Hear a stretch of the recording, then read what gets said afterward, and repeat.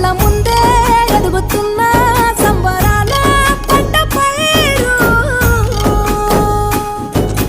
వంద గడపల మందన పల్లె గోడ గట్టని గూడున పల్లె చెరువుల తుల్లటి చల్ల షాపోలే